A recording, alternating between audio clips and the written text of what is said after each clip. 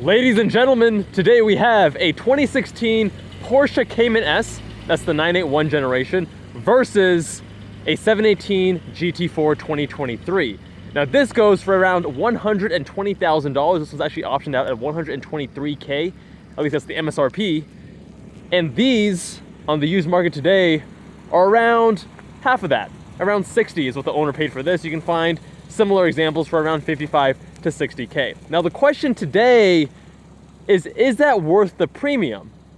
Half the price, is this half the car? Or are you better saving some money and going with the cheaper used Cayman option? Now, starting off with the styling, I personally think the 981 front end looks better and the 718 rear end looks better, but when you're looking at the S versus the GT4, it's much more aggressive. It looks a little bit more purpose-built, and I love the way this thing looks. The 981 in comparison in the S trim looks a little bit more pedestrian, a little bit more normal. So keep that in mind. Both are powered by naturally aspirated flat six engines. Both are PDK today, no stick shift, but I'm not complaining because the Porsche PDK is so good. 3.4 liter flat six here, 4 liter flat six there, 325 horsepower, 415. This one comes optioned with the Sport Chrono, Sport Wheels, X73 suspension, which puts it at a 20 millimeter lower ride height, as well as adjust the sway bars. A little bit stiffer too, but no adaptive suspension, no PASM, no Porsche vectoring. We got the open diff on this model. Does not come standard on the S's. You gotta go, I think it's the GTS and up, have the vectoring as standard. Onto the interior, a very familiar place to be indeed. We're gonna put traction off, Sport Plus mode, and let's see how she rides.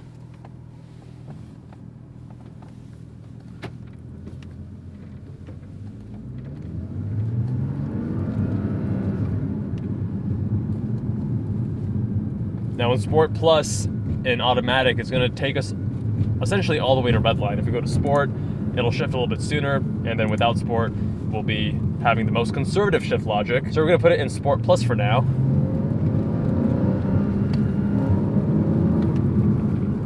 Actually, you know what? Okay, let's just stick it in manual mode.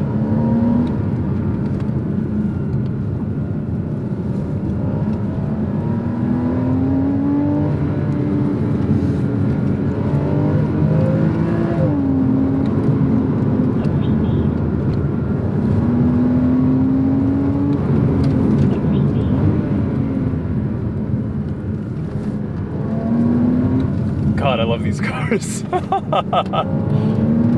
I've driven many Caymans now, and as soon as you get into them, they always feel just so natural.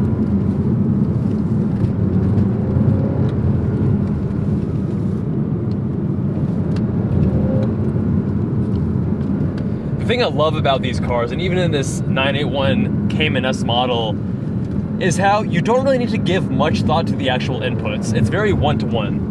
So when you turn the car, when you give some throttle, when you give it some brake, it does what you predict. It does what you expect.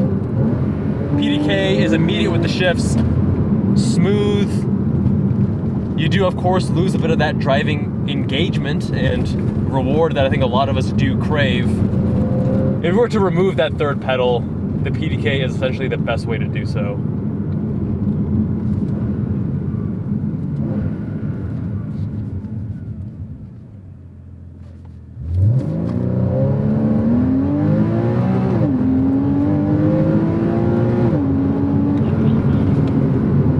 Now weighing in around 3,100 pounds and having around 325 horsepower, I do wish it had a little bit more to give.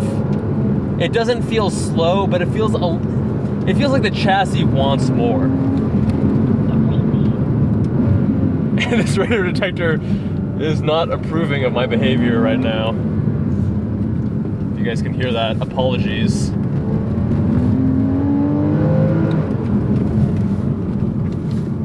great brake pedal feel.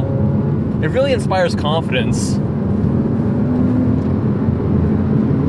This is one of those cars where you get in and you can push it a little bit harder than most other cars because of the confidence it instills. The steering feedback, while again not teaming with feedback as an EPS unit, very direct and has enough feedback that you do know what the front end is doing. The brakes, the throttle, the way the car rotates with that tight polar moment of inertia.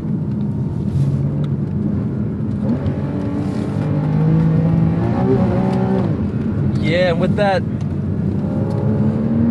open diff, you can tell as you put in the power, especially when you're getting close to the limits of traction, it would benefit from a proper LSD.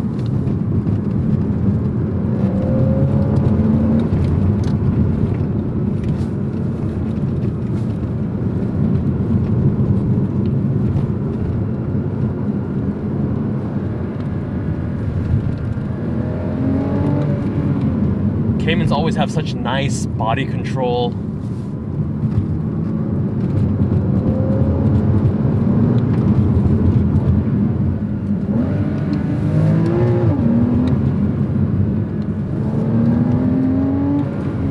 And the nice thing about a PDK is you can even shift down into first gear, which you're not really ever doing in a manual, unless you're double clutching into a really slow corner.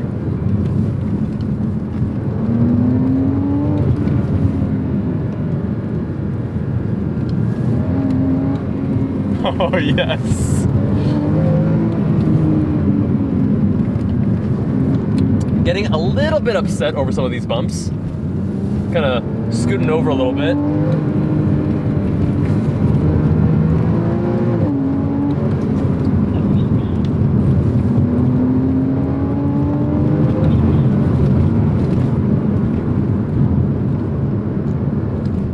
And back into auto. Now this car is very much tuned for it feels very daily driver friendly. It's a little bit softer, a little bit more reasonable. The brakes aren't super grabby. The suspension isn't super harsh. It's a car that you can enjoy ripping it on the canyons a little bit, and yet you're also not suffering. It's not too loud in the cabin. The exhaust isn't deafening you like when I was in the GT4 RS, which you guys can watch up over here. Now this car is 7 years old and it's not Rattle City, but you can hear a few things here and there.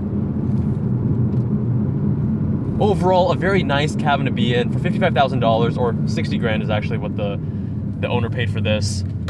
You really can't fault it. Well balanced, revered in the car community for very good reason. But with this as the baseline at $55,000 to $60,000, the question now is, how does the 718 Cayman GT4 compare for twice the price? Is it actually twice the car? It is time for the GT4, but before we do that, first of all, big shout out to Fenton's son from the Zy Green YouTube channel, aka Zy Poppy, the Zy Daddy, and he was mentioning a point that we actually disagree on. So, the paddle shifters. Tell me about the paddle shifters. I like them better in this older car because for one, they're actually a bit taller. So I feel like I don't have to keep my fingers like right at the center point. I can kind of use the top or bottom when I shift. And the more important thing is that there's a longer throw. If you look at that. These actually feel cheaper to me for one reason, which is that right before it actually engages, there's a bit of a wiggle, yeah, a bit of play. So you have to first get past that play and then it actually clicks in. I agree with that. And I don't like that personally. I agree with that. I think that feels more solid, but I like the paddle design of this better.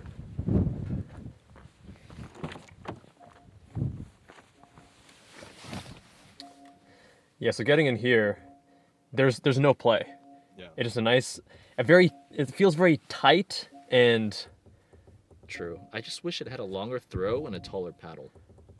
Fair. That's fair. I guess because I'm always driving at 9 and 3 like this, and maybe because I have large hands, I haven't felt any issue. In fact, I prefer this feeling because I think the sensation of no play and the shorter throw, and it feels a little bit tighter. And if I'm trying to be fast with my shifts, I just want little a short Small throw. motions. Yeah, small motion. Sure. It's faster that way. Actually, when I drive this car, I find myself using the gear lever to shift, because if you notice in the older car, it's pulled towards you to downshift. Oh, I didn't which realize feels that. totally wrong. It is wrong. Yeah. It is wrong. It is wrong. It is wrong.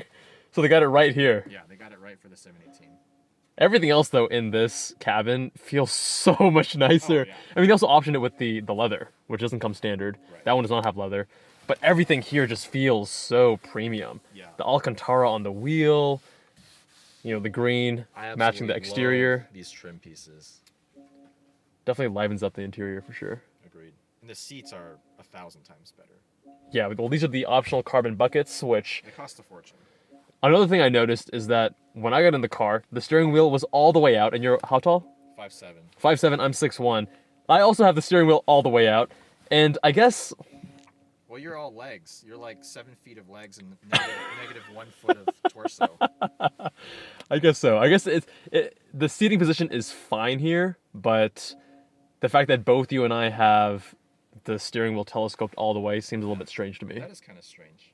I mean, are you able to, if you rest your arms here without moving your back, yeah, your wrists fall right onto the... Well, if I maintain good posture and my shoulders nice and square, no, I can't. Wow. See? I have to round my shoulders a little bit. You must be using the very tippy toes of your foot I know. to press the pedals. I'm all bent, bro. I'm all bent. This is me on the brake pedal right now. Weird. Go check out Fenton's channel, Zygoon, if you haven't already. Big thanks to Lawrence and Alex for letting us review their cars respectively. Such a great day. I love my job. 2 Porsches on a windy road? Hell yeah. And there's no traffic today. Yeah.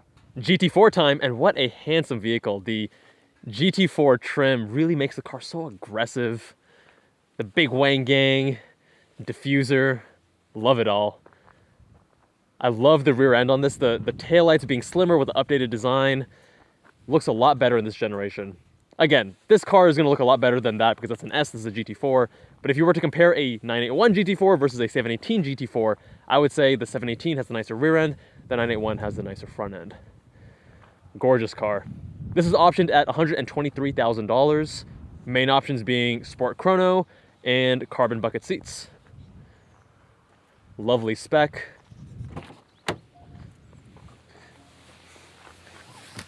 But the question is, also the leather trim on the interior. Is it worth the premium?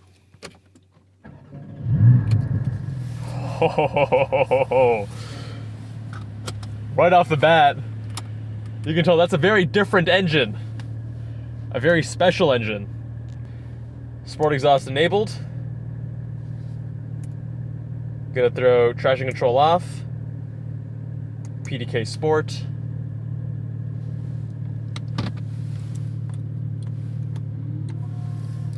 And we're off.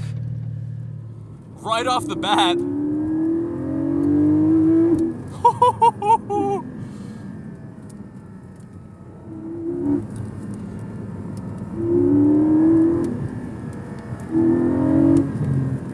This just feels already like such a more special vehicle.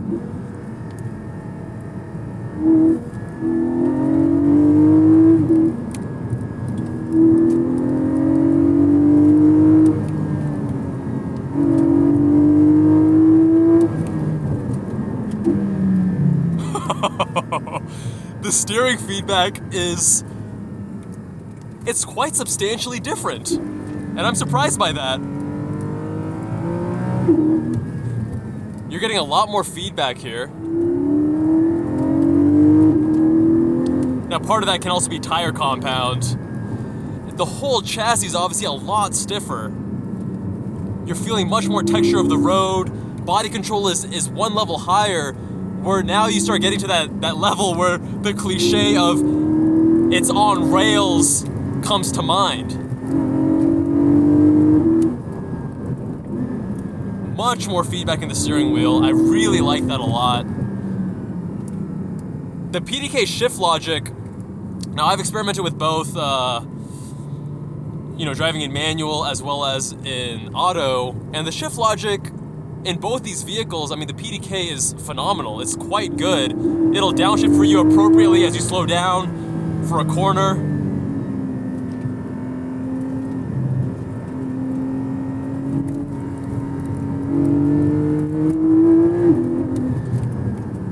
Oh God, this engine though, I love this engine.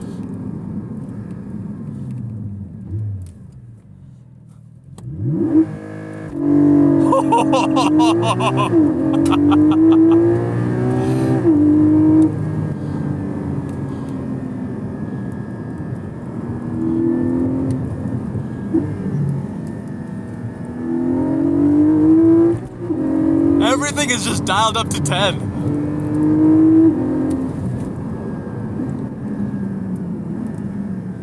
These cars aren't so different that you forget they're related to one another. Absolutely not. You can tell they're cut from the same cloth. But if the Cayman S 981 was designed to be a nice, sporty, canyon carving daily driver, this is the track weapon.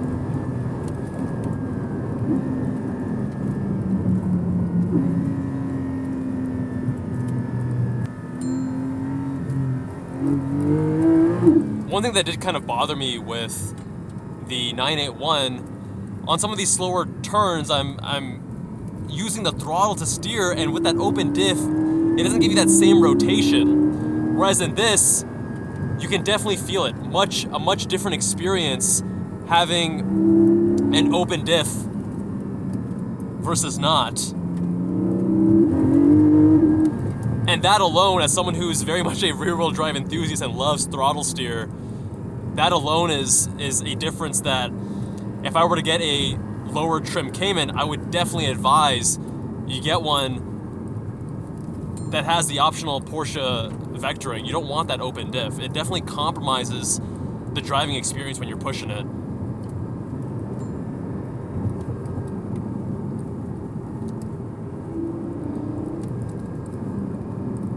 And while this car is certainly much stiffer, it's not in a punishing way. The suspension is still quite well tuned.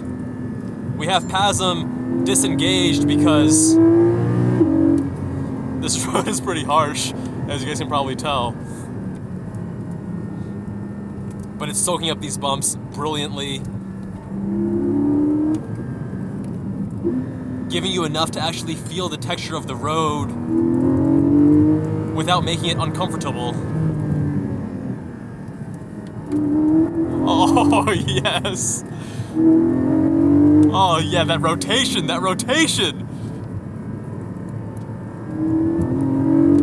There again. And you can play with that with this car so easily. Now, the way to compare these two cars, think about knives. So German, Japanese knives considered the best in the world. And both of these cars are fantastic, but this is the knife that has been hand sharpened with extra care and precision. Everything just a little bit finer tuned, a little bit sharper razor edge, right? The steering is tighter and more dialed in. The brakes have that greater initial bite. They're far more aggressive.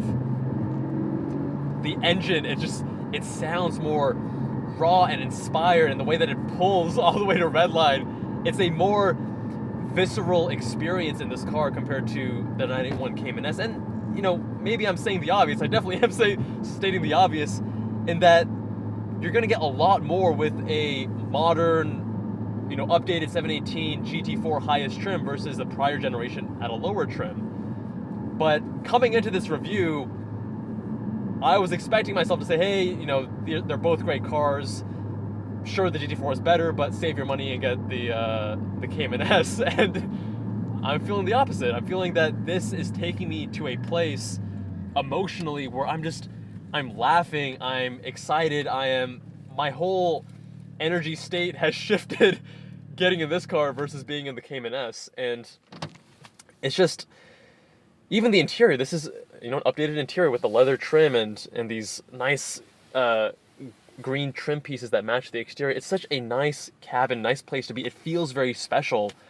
And, you know, if I were to get one of these cars, I would say, hey, I'd rather save up another year or 2 or 3 and get a GT4 versus having a Cayman S sooner. It's actually that stark of a difference. As a driver's car, there's really nothing to complain about. Everything here just feels so proper. Even the steering wheel, there's no buttons on the steering wheel, which I love, because I'm always accidentally pressing the buttons. Has these cutouts with these screws. It looks fantastic. It feels fantastic. Now, is the interior a little bit outdated? Sure, this is the same interior, essentially, as the prior generation 981. Now you have Apple CarPlay, still a small screen with thick bezels. I mean, you're not buying the car for those reasons, though. As a driving experience, when you're pushing this on the canyons or on track, as the owner does, this car is just, it's pretty close to perfect. The one thing that you can knock it is both of these cars, both the GT4 and the Cayman S, they're a little bit clinical. You see the German side coming out. They don't want to be throwing slides, right? You can get some throttle-induced oversteer, but then it wants to come back to center. It's a little bit clinical. It's a little bit the German with its mentality and approach and attitude. But if you're okay with that, my God. Porsche tuning is second to none. This has a McPherson strut front suspension, but it's still so dialed in, you wouldn't really know. And I've compared this to the Evora and the Emira as well, and part of it is tuning, part of it is the weight distribution. This is closer to 50-50. I think it's 55-45 roughly, whereas the Evora is more 60-40. And those all contribute to this having such an impressive front end. The whole tuning the vehicle, all the inputs are so dialed in, a natural extension of what you want the car to do. There's not much of a translation between input and expected output. It's like input, output, boom, 1-to-1. I love that both owners got these cars in fun colors, not silver, not black, not white. We got some color. What are your thoughts? I think that feels like 70 to 75% the driving experience for just under 50% the price.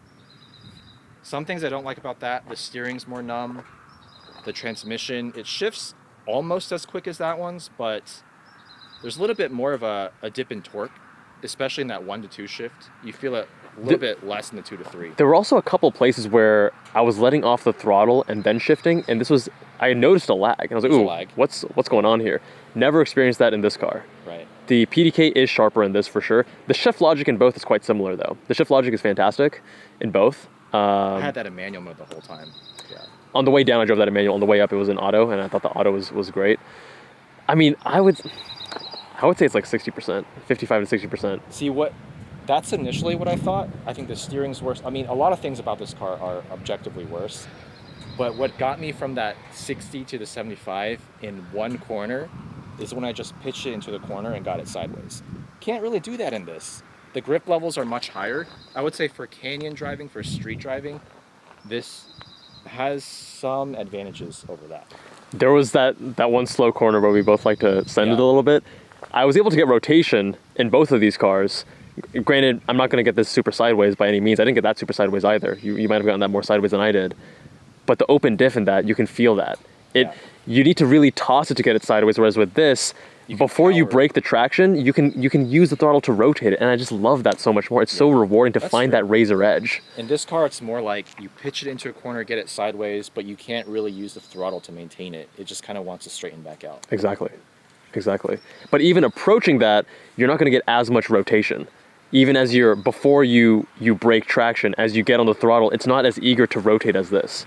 That's because of the open diff. Right. I think the main difference that made me like this car in some ways more than that is just the lower grip levels. PS4S versus Cup 2s. Fair. Yeah. Fair.